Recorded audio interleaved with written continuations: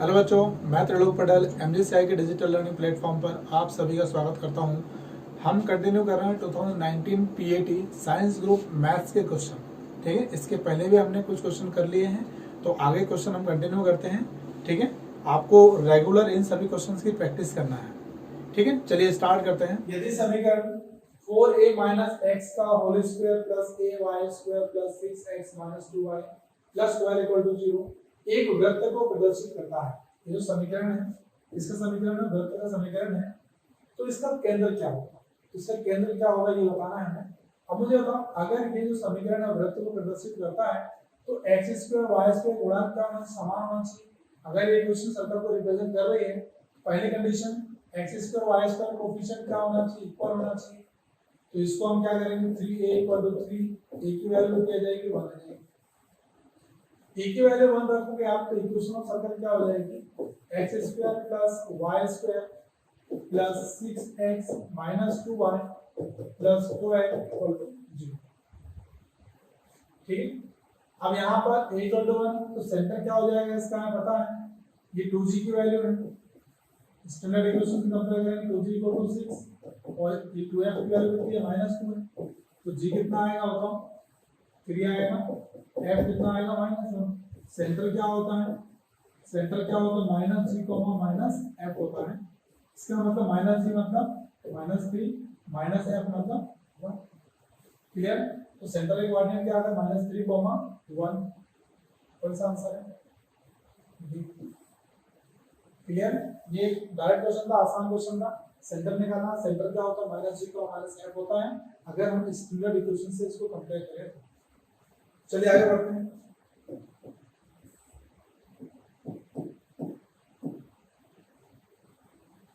यदि एक समांतर श्रेणी का छठवां पद 216 है और एक गुणोत्तर श्रेणी का पांचवा पद 1536 है, दोनों का पहला पद 6 है, तब गुणोत्तर श्रेणी के पहले 7 पदों के योग के समांतर श्रेणी के 7वें पद का अनुपात ज्ञात करें। क्वेश्चन आसान है, देख लीजिए क्वेश्चन कैसा है, क्या क्या दिया हुआ पर लिखते हैं अपन। देखो, if the sixth term of an arithmetic progression is 216, sixth term दे रखी है हमें, सिक्स्थ टर्म दे रखी है कितनी है, 216 है। फिफ्थ टर्म दे रखी है जीपी की 1536 है। और फर्स्ट टर्म कितनी दे रखी है, 6 दे रखी है, किसके लिए, एपी और जीपी दोनों के लिए। Then find the ratio of the sum of seventh term, sum of first 7 term of GP to the seventh term of arithmetic progression. और क्या क्या दिया हुआ है, सिक्स्थ टर्म दे रखी है एपी की, तो क्वेश्चन लिख देते हैं हम, क्या क्या दिया हुआ है, 8 प्लस 6 यानी कि यहाँ पर लिखेंगे हम 8 प्लस 5d इक्वल टू कितना दिया हुआ है, 216।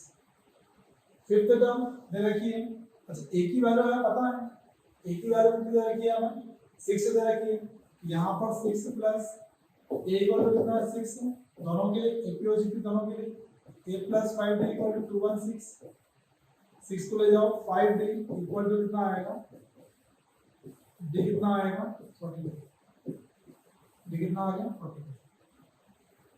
d निकालने के बाद अब हमें दिया हुआ है फिफ्थ टर्म मतलब a r की पावर 4 gp में कितनी तरह की 15 36, a की वैल्यू कितनी है 6 है, r निकालना है, r की पावर 4 इक्वल टू 15 36, r की पावर 4 इक्वल टू 6 से डिवाइड कर दो, 6 2 12, 6 256, r कितना आ जाएगा 4 आ जाएगा। ठीक है, हमने क्या करा, एपी दी हुई थी, एपी की फर्स्ट टर्म 6 है, जीपी की फर्स्ट टर्म 6 है, तो इससे हमने क्या निकाल लिया, एपी का कॉमन डिफरेंस निकाल लिया, जीपी का कॉमन रेशियो निकाल लिया। कॉमन रेशियो कॉमन डिफरेंस निकालने के बाद हमें क्या निकालना है, रेशियो निकालना है। किसका रेशियो निकालना है, सम ऑफ 7 टर्म्स, रेशियो में फाइंड करना है sum of seventh term of GP and seventh term of arithmetic progression। मतलब AR sum of AR की power 7 minus 1 upon R minus 1 पूरे का फॉर्म में कितना आएगा, seventh term of AP A plus 6B। ठीक है, तो अब इनका रेशियो निकालना है, रेशियो निकालते हैं। A की वैल्यू कितनी है, 6 है, 6 4 की power 7 minus 1 upon 4 minus 1 divided by 6 plus 6 into 42 completely solve करेंगे। सॉल्व करने के बाद जो रेशियो आएगा, आंसर आएगा, वो आ जाएगा, आपको कैलकुलेशन कर लेना 127 सी आंसर आ जाएगा। ठीक है, कैलकुलेशन कर लोगे, इसकी वैल्यू निकाल लेना। ठीक है, इस पूरी की वैल्यू निकालोगे, जो भी इसका आंसर आएगा उस आंसर में इसे डिवाइड करना। ठीक है, तो फाइनली कितना आंसर आ जाएगा, 127 आंसर आ जाएगा। ठीक है, सिंपल सी कैलकुलेशन आप लोग आराम से कर लोगे। मेन चीज क्या दी यहाँ पर कि आपको फर्स्ट टर्म दी हुई है, कॉमन डिफरेंस निकालना है, जीपी की फर्स्ट टर्म दे रखी है, कॉमन रेशियो निकालना है। ये दोनों ही चीजें निकालने के बाद हम क्या करेंगे, ए और आर की वैल्यू पुट कर देंगे, जिससे रेशियो निकल जाएगा। क्लियर?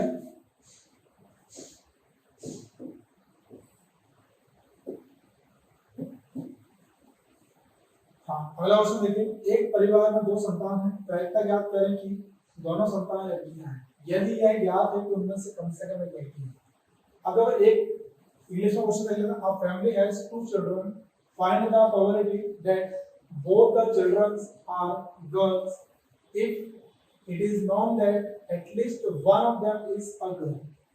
हमें प्रोबेबिलिटी निकालना है कि एक फैमिली के अंदर 2 बच्चे हैं और दोनों बच्चों में से वो दोनों क्या है, गर्ल्स हैं, दोनों लड़कियां हैं। इसकी प्रोबेबिलिटी निकालना है और उसके पहले हमें गिवन है, ये दिया हुआ है कि कम से कम एक लड़की तो उस फैमिली में है, ये हमें पता है। कम से कम एक लड़की तो उस फैमिली में है, ये हमें पता है। और हमें ये बताना है कि दोनों लड़कियां हैं, इसके चांसेस कितने, इसकी संभावना कितनी है, इसकी प्रोबेबिलिटी कितनी है। यहाँ पर हम क्या करेंगे, सैंपल स्पेस की अगर हम बात करें,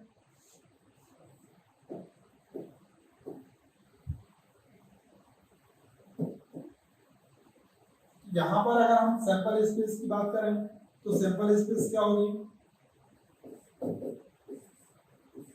girl girl, girl boy, boy.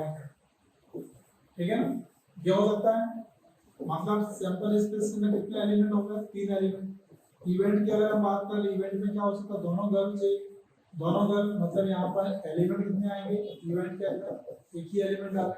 Probability क्या होती है, प्रोबेबिलिटी क्या होती है, number of element in event upon number of element in sample space. Event के अंदर एक एलिमेंट है, सैंपल स्पेस में 3 एलिमेंट है, प्रोबेबिलिटी कितनी आ गई, 1/3। कौन सा आंसर है, ए आंसर है। क्लियर? प्रोबेबिलिटी कितनी आ गई इसकी, 1/3। आसान क्वेश्चन था।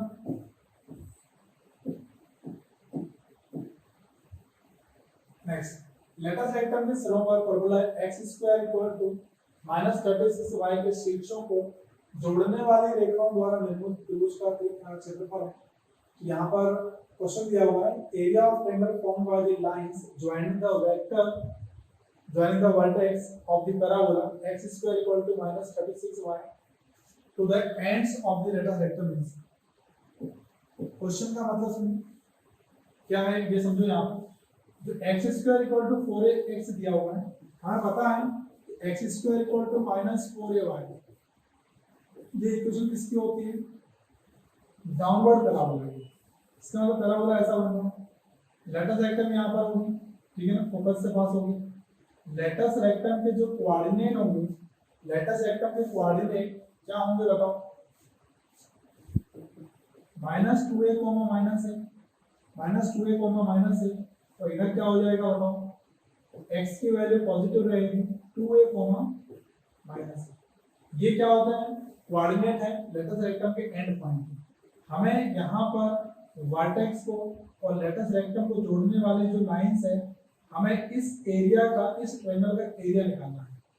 इस ट्रायंगल का एरिया निकालना है, इसको मान लेते हैं, इसको a और इसको क्या मान लेते हैं, b मान लेते हैं। ठीक है, इस पॉइंट को s सपोज कर लेते हैं। अब a पॉइंट के कोऑर्डिनेट क्या होंगे, सबसे पहले तो हम इस क्वेश्चन की इससे कंपेयर करेंगे, इस इक्वेशन से कंपेयर करेंगे, तो -4 कितना आएगा, -36। a की वैल्यू क्या आ जाएगी, 9। a कितना आ गया, 9 आ गया। इसका मतलब पॉइंट के कोऑर्डिनेट क्या आएंगे, -18, -9। इधर कितना आएगा, 18, -9। ये पॉइंट अपने को पता है 0, 0 है। तो इससे अगर मैं बोलूं a से b तक की डिस्टेंस बताओ, a से b तक की डिस्टेंस तो कितनी आएगी बताओ, a भी कितना आ जाएगा, 36। ठीक है, 18, 36 या 4a, फॉर्मूला क्या होता है, 4a होता है लेंथ ऑफ लेटस रेक्टम है, लेंथ ऑफ लेटर वेक्टर क्या होती है 4a होती है, ab इक्वल टू कितना आ गया 4a यानी 36 आ गया, या 18 प्लस ab कितना आ गया 36। ये डिस्टेंस अगर हम बात करें OS की, OS की अगर हम बात करें तो कितनी डिस्टेंस आएगी यहाँ पर 9 दिख रहा है -9, तो ये पॉइंट जो रहेगा वो -9,0 है, ये डिस्टेंस कितनी आ गई 9। एरिया ऑफ ट्रायंगल की हम बात करें, ट्रायंगल यहाँ बन रहा है OAB 1/2 half into base into height of the OS 1/2 AB मतलब कितना आएगा 36 इंटू OS यानी 9।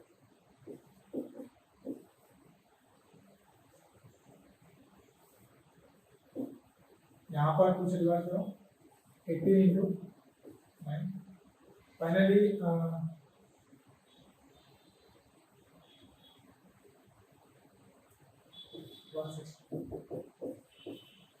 ठीक है, कितना आंसर आ गया 162।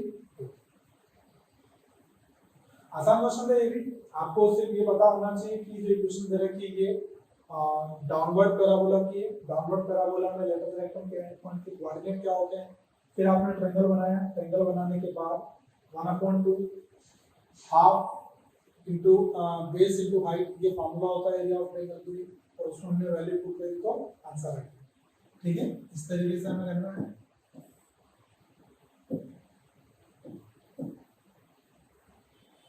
जटिल संख्या, एक संख्या दे रखी है, इस संख्या का संयोगी बताना है, संयोगी बताना है हमें। ठीक है, कॉम्प्लेक्स नंबर में संयोगी a प्लस आयोटा b का संयोगी क्या होता है a माइनस आयोटा b होता है।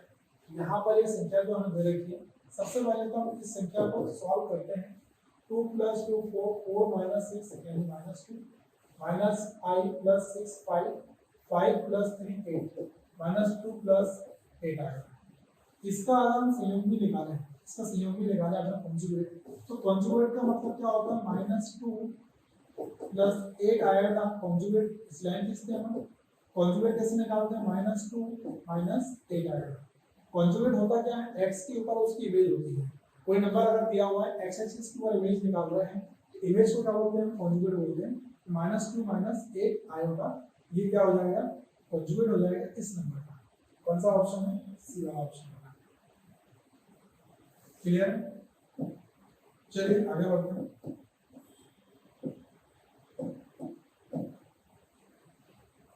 उद्देश्य फलन का इष्टतम मान प्राप्त होता है, कहाँ पर मिलता है हमने जो क्वेश्चन करे थे लीनियर प्रोग्रामिंग के, लीनियर प्रोग्रामिंग में जो हमें मैक्सिमम वैल्यू मिलती है, मैक्सिमम वैल्यू कहाँ मिलती है कॉर्नर पॉइंट के ऊपर। कहाँ मिलती है वैल्यू कॉर्नर पॉइंट के ऊपर, उन बिंदुओं पर जो सुसंगत क्षेत्रों में कोणीय होते हैं। ठीक है, कहाँ होते हैं कोणीय होते हैं, कोनों के ऊपर जो बिंदु होते हैं। तो x एक्सिस पर y एक्सिस पर नहीं मिलता है, हमें कहाँ मिलता है उन बिंदुओं पर जो सुसंगत क्षेत्रों पे कोणीय होते हैं at the point which are corner points of the feasible region. Corner point method बोलते हैं उसको अपन, और कॉर्नर पॉइंट के ऊपर ही मैक्सिमम या मिनिमम वैल्यू निकलती है। ठीक है, तो ये तो हम नॉर्मली इसके पहले हमने क्वेश्चन भी करा था इसके ऊपर, वो कॉर्नर पॉइंट जो था कॉर्नर पॉइंट के ऊपर ही मैक्सिमम या मिनिमम वैल्यू मिल रही है। तो ये डायरेक्ट क्वेश्चन था, इसमें कुछ भी सॉल्व करने की जरूरत नहीं थी आपको। नेक्स्ट, यदि दो सदिशों a वेक्टर b वेक्टर के बीच थीटा एक कोण है, a vector dot b vector greater than equal to 0 केवल तभी संभव है जब थीटा, देखो क्वेश्चन देखो, if theta is the angle between the vectors a vector and b vector, then a vector dot b vector greater than equal to 0 only है। a vector dot b vector जो दिया हुआ है ये greater than 0 कब होगा, मुझे पता है कि वैल्यू क्या होती है। ये vector dot B vector greater than equal to 0 मतलब mod of A mod of B cos theta, मेरे को पता है ये तो हमेशा पॉजिटिव रहते हैं, तो cos थीटा क्या होना चाहिए ग्रेटर देन 0 होना चाहिए। cos थीटा ग्रेटर देन 0 कब होता है, जब एंगल क्या हो 0 से π/2 के बीच में। 0 से π/2 के बीच में अगर एंगल होता है तो उस केस में थीटा क्या होता है, उस केस में cos थीटा क्या होता है पॉजिटिव होता है। तो क्या आंसर आ जाएगा theta. a vector dot b vector greater than equal to 0 कब होगा, जब उनका डॉट प्रोडक्ट क्या हो जाएगा, ग्रेटर देन 0 रहेगा, ये हमेशा पॉजिटिव होते हैं, तो cos थीटा ग्रेटर देन 0 होना चाहिए। और कौन से इंटरवल के अंदर ग्रेटर देन 0 होता है, फर्स्ट क्वाड्रेंट यानी 0 से π/2 के बीच में cos क्या होता है, पॉजिटिव होता है। क्लियर है? ये भी एक डायरेक्ट क्वेश्चन था, बहुत ही कम टाइम में होने वाला। नेक्स्ट 0 से π/2 हमें लिमिट दे रखी है sin 2x tan inverse of sin x into dx। ये हमें इंटीग्रेशन सॉल्व करना है। अदरवाइज क्वेश्चन में क्या करेंगे हम, sin 2x tan inverse of sin x, sin 2x tan inverse of sin x, ये हमें क्वेश्चन दिया हुआ है। सबसे पहले काम तो ये करना है हमें,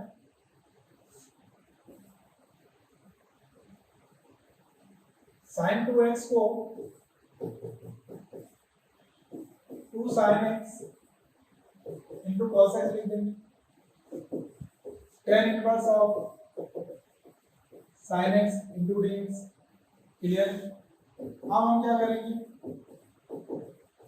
sin x को t पुट करेंगे, sin x को t पुट करेंगे, कितना आएगा, cos x into dx equal to dt, cos x into dx equal to dt।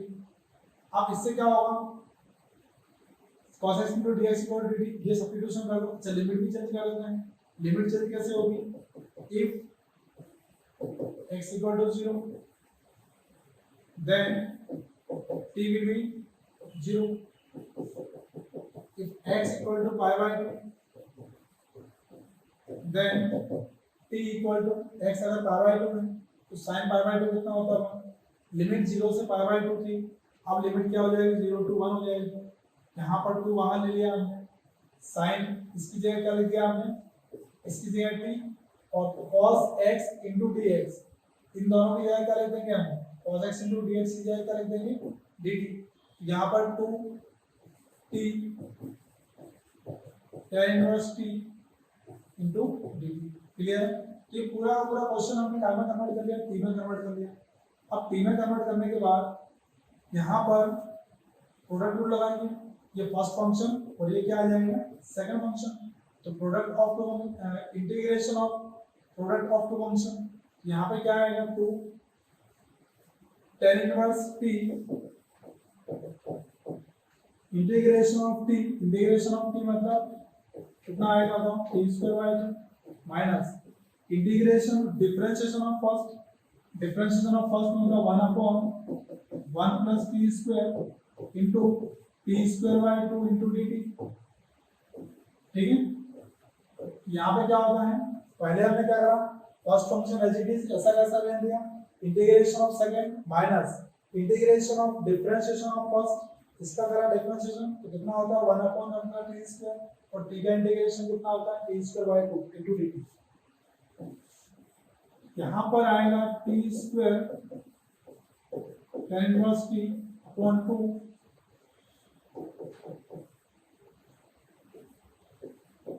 t² plus 1/1 plus t² minus 1/1 plus t² into dt। और ये t² tan inverse of t by 2 minus, पूरा solve करने के बाद कितना answer आएगा, -1/2, ये हो जाएगा t, और यहाँ आएगा minus tan inverse of t। ठीक है, 0 to 1 इसकी लिमिट रहेगी, 2 का मल्टीप्लाई कर देंगे हम, पहले लिमिट पुट कर लेते हैं, पहले 1 रखेंगे, 1 रखने में कितना आएगा, 1 tan इनवर्स ऑफ 1 π/4, ये हो जाएगा π/4 यानी π/8, माइनस 1 रखेंगे तो -1/2, 1 माइनस π/4, 0 रखेंगे तो ये 0 हो जाएगा, 0 0 0 हो जाएगा। चलिए आप सॉल्व कर लेते हैं, 2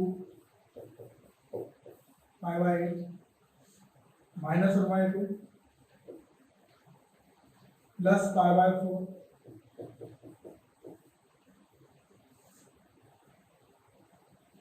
और 1/2 का भी हमने इंटू कर देंगे तो पाई बाय 8 हो जाएगा माइनस 1/2 पाई बाय 8 कितना हो जाएगा पाई बाय 4 और 2 से जब मल्टीप्लाई करेंगे तो पाई बाय 2 आ जाएगा और अंदर क्या हो जाएगा 1 पाई बाय 2 माइनस 1 ठीक है तो आंसर आ जाएगा पाई बाय 2 माइनस। इस तरीके से सॉल्व करना था सिंपल है। इसका हमने फॉर्मूला लगा दिया, फॉर्मूला लगाने के बाद साइनस की जगह टी पुट करा, साइनस को टी पुट करने के बाद cosec into dx equal to dt, x की वैल्यू 0 है तो t की वैल्यू कितनी आएगी इससे हमने निकाली, लिमिट चेंज करी, लिमिट चेंज करने के बाद बाय पार्ट यानी प्रोडक्ट ऑफ टू फंक्शन का जो इंटीग्रेशन होता है वो हमने लगा दिया यहाँ पर।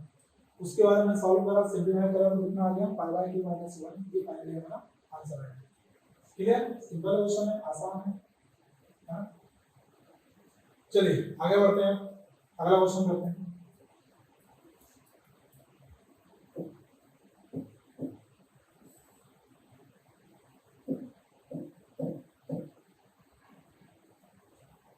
डिटरमिनेंट की वैल्यू निकालना है, बहुत ही आसान क्वेश्चन। डिटरमिनेंट की वैल्यू कैसे निकालते हैं, इन दोनों का मल्टीप्लाई करो, -1/2 -2/5 माइनस ऑफ 3/2 6/5 2/10 -16/10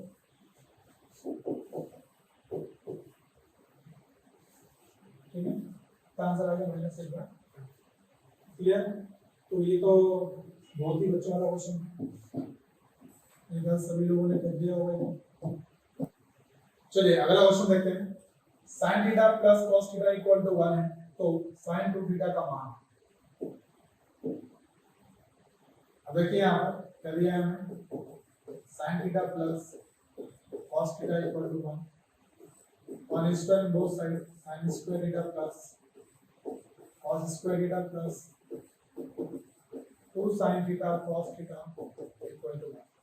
इसकी वैल्यू क्या होती है 1 होती है, ये तो 1 7 कैंसिल हो जाएगा और ये क्या बचेगा हमारे पास sin 2 थीटा और sin 2 थीटा की वैल्यू कितनी आ जाएगी 0। ये कौन सा आंसर सही है, सी वाला आंसर सही। ठीक है, क्या करना था हमें, इसका होल स्क्वायर करना था, होल स्क्वायर करने के बाद sin 2 थीटा आ जाएगा और sin 2 थीटा की वैल्यू कितनी है 0 है।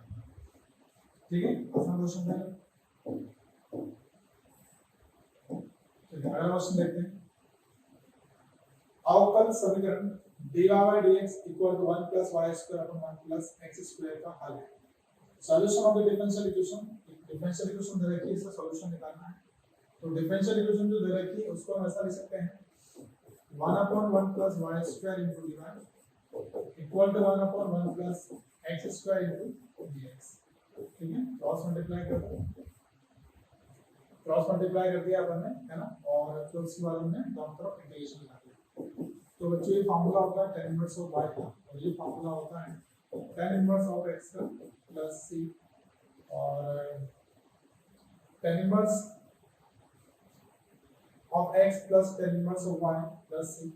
तो यहाँ पर हम क्या करेंगे tan inverse of y minus tan inverse of x equal to क्या लिखेंगे c और tan inverse of y minus x upon 1 plus xy equal to कितना आ जाएगा c आएगा। इसको हम लिख देते हैं tan inverse of c, constant को हम कुछ भी लिख सकते हैं।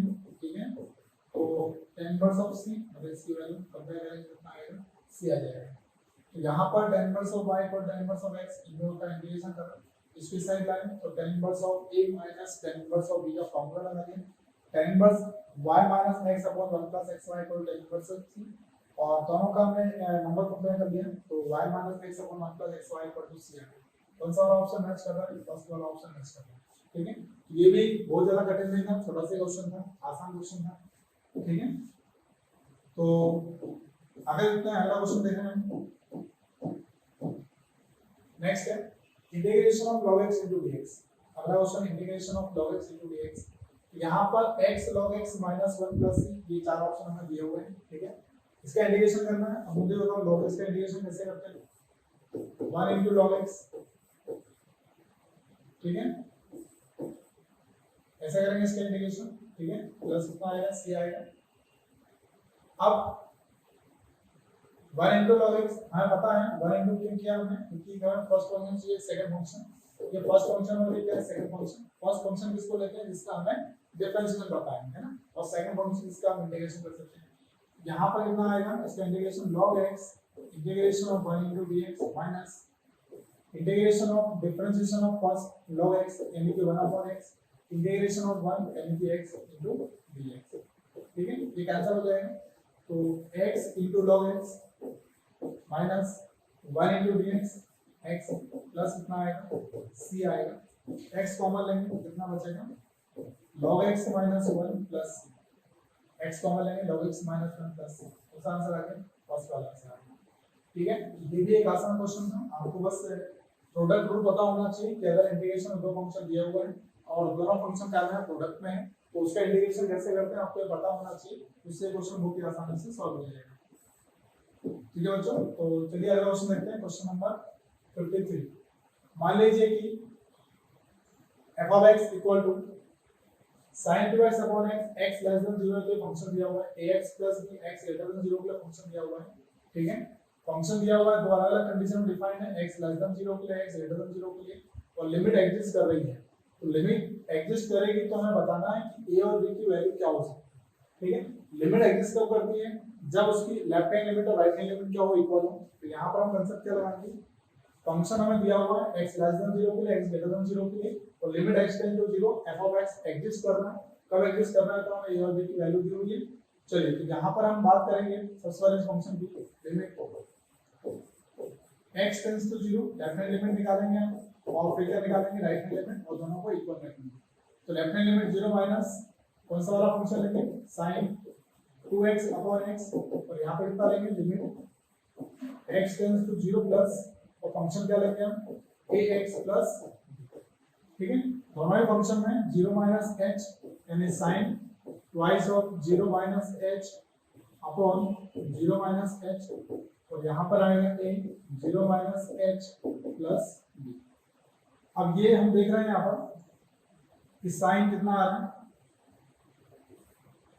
sin 2h upon h equal to कितना आएगा माइनस ah प्लस, यहाँ प्लस लिखना है ना, क्योंकि राइट हैंड लिमिट है 0 प्लस h। अब 2 से मल्टीप्लाई 2 से डिवाइड करो, ये वैल्यू क्या हो जाएगी 1 हो जाएगी, 2 into 1 इक्वल टू कितना आएगा, h की वैल्यू 0 पुट कर इक्वल टू b, तो b की वैल्यू क्या आ गई 2, b की वैल्यू कितनी आ गई 2, और यहाँ पर a की वैल्यू h टेंड टू 0 दिया हुआ है, h जैसे 0 रखेंगे अपन, यहाँ पर इन दोनों जगह पे क्या है लिमिट h टेंड्स टू 0 है। ठीक है, यहाँ पर भी है और यहाँ पर भी क्या है लिमिट h टेंड्स टू 0 है। तो जैसे 0 रखेंगे अपन, तो यहाँ पर क्या होगा h तो ये 0 हो जाएगा, ये क्या हो जाएगा फॉर्मूला होता है sin x upon x equal to कितना होता है 1 होता है, तो ट्वाइस into 1 इक्वल टू कितना आएगा b आएगा, b की वैल्यू कितनी आ गई 2 आ गई, b की वैल्यू अगर 2 आ गई तो ये कितना आएगा हमें पता है, a की वैल्यू आप कोई सी रखो a into h है यहाँ पर, और h टेंड टू क्या हो जाएगा 0 हो जाएगा, h की वैल्यू क्या रखना है हमें 0 रखना है, तो यहाँ पर a की वैल्यू कोई सी भी रियल नंबर रख दो, आंसर हमेशा सेम आएगा। ठीक है, a belongs to all real number, a की वैल्यू क्या आ गई रियल नंबर, और b कितना आ गया 2, a belongs to r, b equal to 2, यानी कौन सा आंसर सही है, बी ऑप्शन इसका सही है। ठीक है, तो ये एक डायरेक्ट क्वेश्चन था, आप लोग चाहो कि यहीं पर क्वेश्चन सॉल्व कर सकते हो, कैसे करोगे, इसको डायरेक्ट यहाँ लिमिट निकालेंगे 2 आ जाएगी, 2 से ऊपर नीचे मल्टीप्लाई करेंगे, और यहाँ पे कितना आएगी इसकी लिमिट, x को अगर 0 रखते हो तो लिमिट कितनी आ रही है b आ रही है, तो यहाँ वैल्यू कितनी आ रही है b आ रही है, तो b equal to 2 direct answer आ रहा है। और a की वैल्यू आप कोई से पुट करो हमेशा a तो 0 हो जाएगा क्योंकि a into h है, तो ये इसका आंसर आएगा, और इसको भी हम एक आसान क्वेश्चन बोल सकते हैं। चलिए अगला क्वेश्चन, ये भी इजी क्वेश्चन है, ये भी इजी क्वेश्चन है। यहाँ पर हमें दिया हुआ है limit x tends to 2 x की पावर n माइनस 2 की power n upon x minus 2 equal to 192। Question लिख लेते हैं हम, क्वेश्चन क्या दिया हुआ है, limit x tends to 2 x की पावर n माइनस 2 की power n upon x minus 2 equal to कितना है 192। हमें पता है इसका फॉर्मूला क्या होता है, तो इसका फॉर्मूला हो जाएगा n 2 की पावर n इक्वल टू 190। ठीक है, n into 2 की पावर n इक्वल टू कितना आ जाएगा 1, 2 की power n minus 1 equal to कितना आ गया 192। अब यहाँ पर ऐसा करो ना, ऑप्शन सेटिस्फाई करवा लो, कौन सी वैल्यू पुट करने पर ये सेटिस्फाई होगा। अगर हम देखें यहाँ पर 8 ले लेते हैं। 8 की पावर 8 माइनस 1 इंटू 8, 8 की पावर ज्यादा हो रहा है।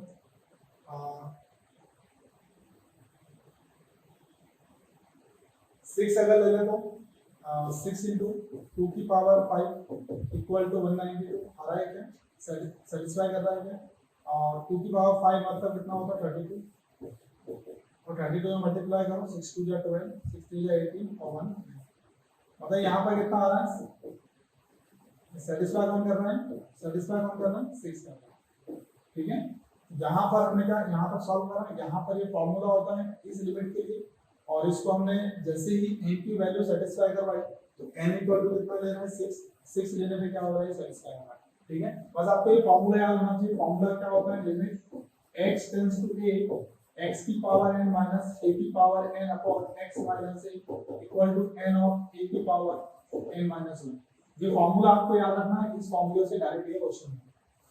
ठीक है बच्चों, चलिए तो ये भी एक आसान क्वेश्चन ही है, क्योंकि एक फॉर्मूला से डायरेक्ट क्वेश्चन हो रहा है, मल्टीपल आंसर नहीं है क्वेश्चन में। मूल्यांकन करें, यहाँ पर हमें देखना sine inverse of sine pi by 6। हमें पता है कि ये जो वैल्यू दे रखी है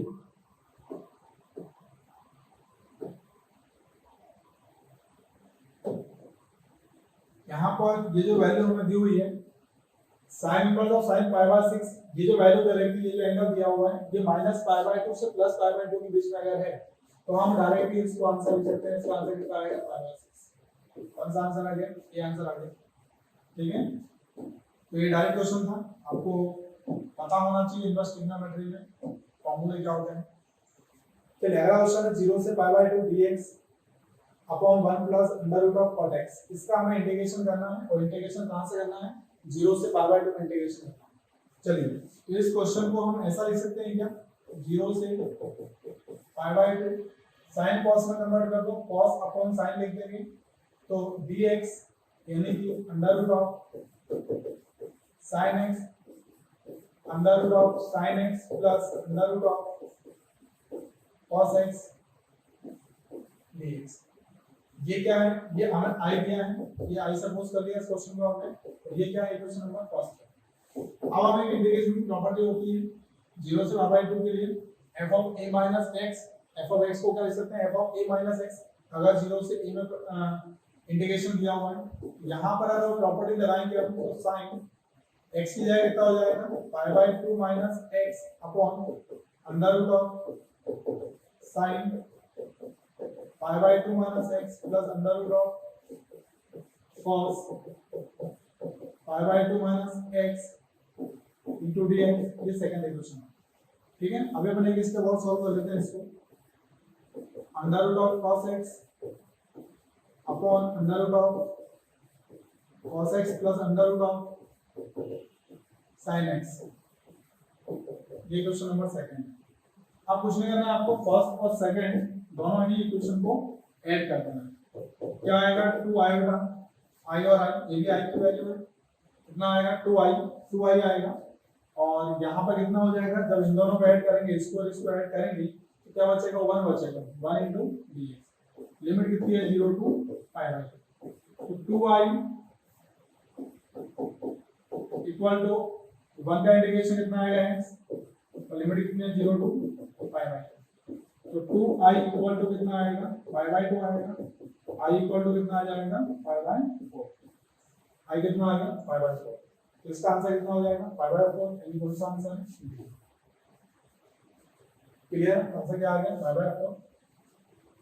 तो ये क्वेश्चन इंपॉर्टेंट है। क्वेश्चन इंपॉर्टेंट इसलिए क्योंकि इस कांसेप्ट के ऊपर ज्यादा बार एग्जाम में क्वेश्चन आए हुए हैं।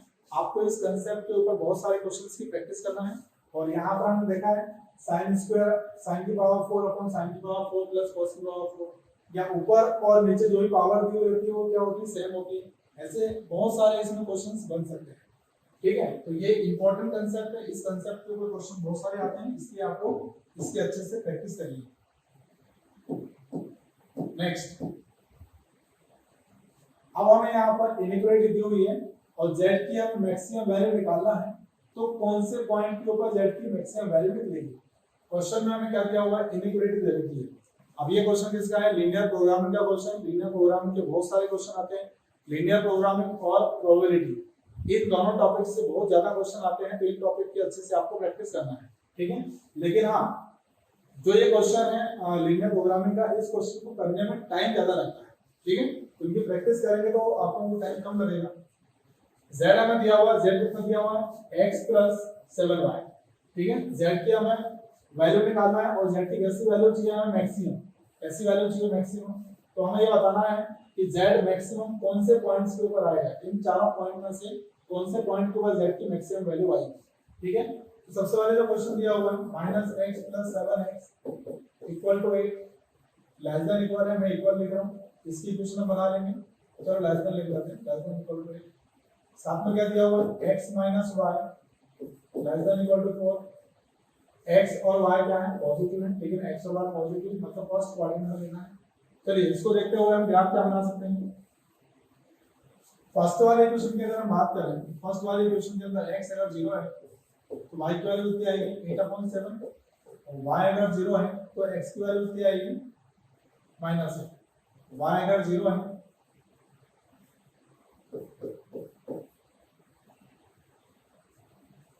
7y था, यहाँ पर करेक्शन कर लेंगे, -x + 7y, ठीक है।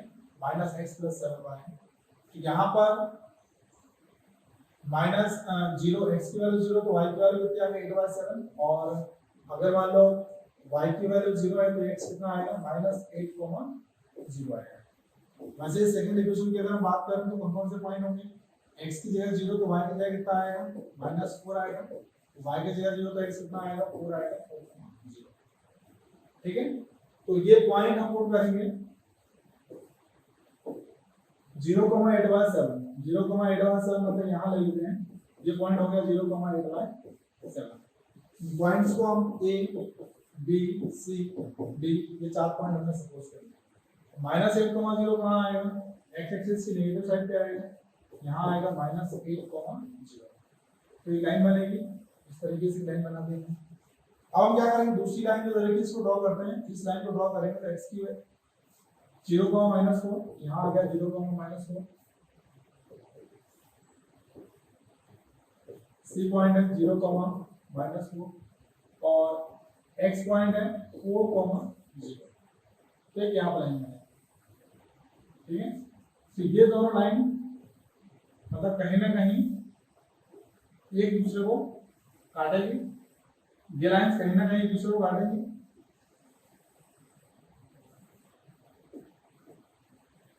ठीक है ना। एक पॉइंट ऑफ इंटरसेक्शन रहेगा। हम इनका एरिया देखते हैं, एरिया कौन सा वाला आएगा। अगर हम ओरिजिन सेटिस्फाई करवा रहे हैं तो दोनों ही लाइन के अगर ओरिजिन सेटिस्फाई कर रही है, इसका मतलब एरिया, कॉमन एरिया कौन सा हो गया, ये वाला एरिया हो गया। कॉमन एरिया कौन सा वाला है, ये वाला एरिया है, शेडेड एरिया। फर्स्ट क्वाड्रेंट का एरिया लेना है, कारण क्या है कि x और y दोनों ही क्या है, 0 से बड़े हैं, तो शेडेड एरिया ये वाला आएगा। अब कॉर्नर पॉइंट कौन कौन से हैं, ओरिजिन है, ठीक है ना। इन पॉइंट्स को मैंने सपोज किया था a, यहाँ लिया था मैंने d,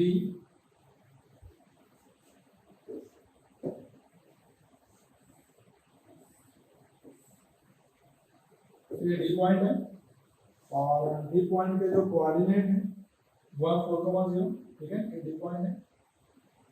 पॉइंट ऑफ इंटरसेक्शन निकाल लेते हैं, कैसे निकालेंगे देखो, -x + 7y = 8, x - y कितना आएगा 4, सॉल्व करा, 6y = 12, y कितना आ गया 2, y कितना आ गया 2, y की वैल्यू पुट करेंगे अपन तो x कितना आ जाएगा, x हो जाएगा 6। तो यहाँ पर हमने देखा ये जो पॉइंट आ रहा है ये कितना आ रहा है, 6,2 आ रहा है, पॉइंट कितना आ रहा है, 6,2 आ रहा है। अब इन चारों पॉइंट्स के ऊपर हमें वैल्यू निकालना है, जिस पॉइंट पे वैल्यू मैक्सिमम रहेगी वो आंसर होगा। तो यहाँ पर सबसे पहले हम ए पॉइंट के ऊपर वैल्यू चेक करें, ए पॉइंट के ऊपर z की वैल्यू कितनी आएगी, ए पॉइंट कितना 0,8/7 है, तो यहाँ पर x की वैल्यू 0 है, मतलब टोटल यहाँ पर 8 आंसर आ जाएगा। पॉइंट बी के ऊपर चेक करें, अगर पॉइंट बी कितना है हमारे पास, पॉइंट बी से भी चेक करेंगे हम, क्योंकि हमें इस वाले एरिया में चाहिए। डी पॉइंट पर चेक करते हैं, डी पॉइंट पे आंसर कितना आएगा, 4 आएगा। ठीक है ना। कौन सा पॉइंट चेक करा हमने, डी पॉइंट चेक करा, डी पॉइंट कौन सा कितना आ रहा है, 4 आ रहा है। फिर हम कौन सा पॉइंट, ओरिजिन, ओरिजिन को 0 आ जाएगा, मैक्सिमम मिलेगा ही नहीं अपने को। 6,2 जो हमारा पॉइंट ऑफ इंटरसेक्शन, इस पॉइंट को हम सपोज कर लेते हैं पॉइंट ऑफ इंटरसेक्शन जो है ई पॉइंट की वजह निकालेंगे हम, कितना आएगा 6 और 7 टू जा 14, मतलब 6 प्लस 14 यानी कि 20। तो मैक्सिमम किस पे आ रहा है, ई पॉइंट के ऊपर आ रहा है, मतलब पॉइंट ऑफ इंटरसेक्शन जो है इस पॉइंट के ऊपर एरिया क्या आ रहा है, मैक्सिमम आ रहा है। क्लियर, कौन से पॉइंट के ऊपर आंसर आ रहा है, सी पॉइंट के ऊपर मैक्सिमम आंसर आ रहा है। ठीक है, तो मैक्सिमम वैल्यू बता दी थी हमें, और मैक्सिमम वैल्यू कहाँ आ रही, 6,2 के ऊपर आ रही है। क्लियर है, इस तरीके से हम इस क्वेश्चन को सॉल्व कर सकते हैं। बस आपको थोड़ी सी प्रैक्टिस ज्यादा करनी पड़ेगी ताकि आप लोग जल्दी से जल्दी इसको सॉल्व कर सकें।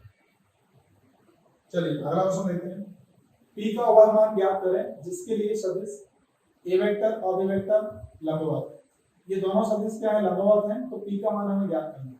अब मुझे बताओ, अगर दोनों सदिश लंबवत हैं तो लंबवत के लिए A vector dot B vector equal to कितना होता है, 0 होता है। ये कंडीशन होती है, फार्मूला होता है। दो वेक्टर अगर एक दूसरे के परपेंडिकुलर हैं, अगर दो सदिश एक दूसरे के लंबवत हैं तो उनका डॉट प्रोडक्ट क्या होता है, 0 होता है। यहाँ पर हम A vector dot B vector equal to 0, 2i plus 3j minus k cap, 4i plus 6j plus k cap equal to कितना आएगा, 0 आएगा। 4 टू जाए 18 minus p equal to 0, p की वैल्यू कितनी आएगी, 26। डायरेक्ट आसान क्वेश्चन। ठीक है, अगर मान लो लंबवत है तो A vector dot B vector equal to 0 होगा, है ना। ये कंडीशन आपको याद रखनी पड़ेगी, उससे क्वेश्चन आसानी से हो जाएगा। और वेक्टर्स का डॉट प्रोडक्ट तो आपको आना ही चाहिए। चलिए अगला क्वेश्चन देखते हैं। अल्फा बीटा समीकरण x² + 2x + 2 बराबर 0 के मूल है, तो alpha square plus alpha beta plus beta square का मान ज्ञात कीजिए। Alpha beta are the roots of this equation, then we have to find the value of alpha square plus alpha beta plus beta square. Alpha beta क्या है, इस equation के root हैं, तो हमें इस एक्सप्रेशन की वैल्यू फाइंड करना है। यहाँ पर देखो x square plus 2x plus 2 equal to 0 equation में रखिए।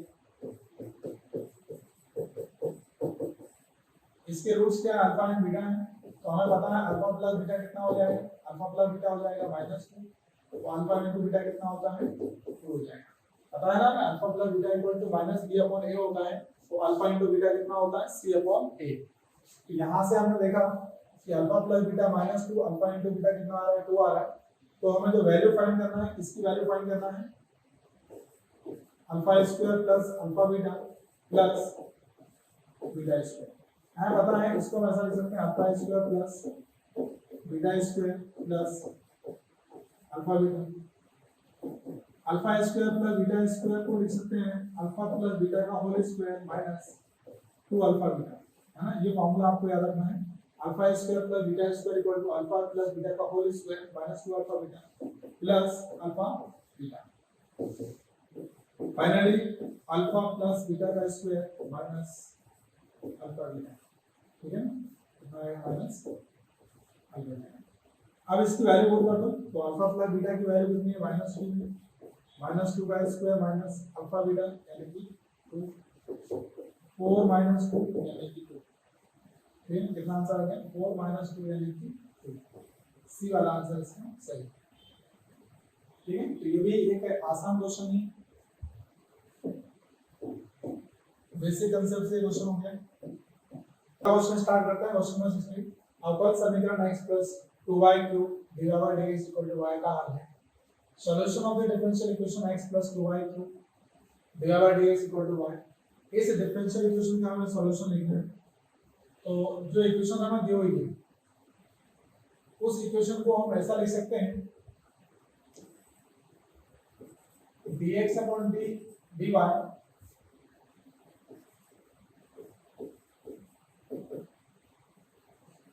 इक्वल टू x + 2y³ अपॉन y। ठीक है, ये जो डिफरेंशियल इक्वेशन हमें दी हुई है इसको लिख सकते हैं dx upon dy equal to x plus 2y 2 upon y, dx upon dy equal to x upon y plus 2y square, dx upon dy minus 1 upon y into x equal to 2y square. तो हम देख रहे हैं कि ये linear differential equation है, ठीक है, लीनियर डिफरेंशियल इक्वेशन है और इसका फॉर्म क्या है, dx upon dy plus px equal to q, ठीक है। इस फॉर्म में इक्वेशन दे रखी है, ये इस फॉर्म में इक्वेशन दे रखी है, यहाँ से हम p की वैल्यू निकालेंगे, p कितना आएगा माइनस 1 अपॉन y, q कितना आएगा बताओ 2y स्क्वायर। ये निकालने के बाद फिर हम निकालते हैं IF इंटीग्रेटिंग फैक्टर क्या होता है, e की power integration of 2 into dx। IF निकालेंगे माइनस 1 अपॉन y इंटू यहाँ पर dy आएगा, e की power minus log y, e की पावर लॉग y इनवर्स यानी 1 upon y। IF integrating factor की वैल्यू कितनी आ गई 1 अपॉन y आ गई, ठीक है। IF निकालने के बाद अब जो फॉर्मूला हमें यूज करना है वो है IF into x equal to integration of 2 into IF into dx, ठीक है, 2 into IF into dy।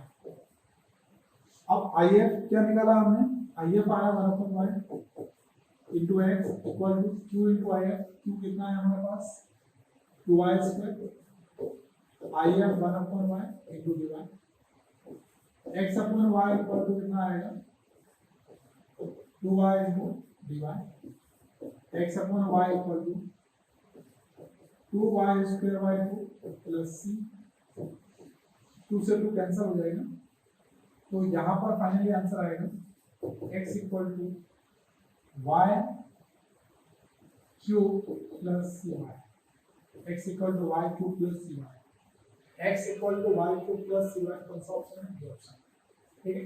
तो सबसे इंपॉर्टेंट बात थी कि ये जो इक्वेशन दी हुई है डिफरेंशियल इक्वेशन दे रखी है, ये डिफरेंशियल इक्वेशन को लीनियर फॉर्म में कन्वर्ट करना। अगर आपने एक बार डिफरेंशियल इक्वेशन को लीनियर फॉर्म में इस फॉर्मेट में कन्वर्ट कर लिया तो यहाँ से p की value minus 1 upon y, q आ रहा है 2y स्क्वायर, p और q की वैल्यू निकालने के बाद आप IF निकालोगे, IF निकालने के बाद आपने फिर से यहाँ पर एक फॉर्मूला यूज किया, ठीक है, और फिर इनकी वैल्यूज पुट करने के बाद हमने सॉल्व किया तो हमारा फाइनली आंसर आएगा, ठीक है। ये था डिफरेंशियल इक्वेशन से क्वेश्चन।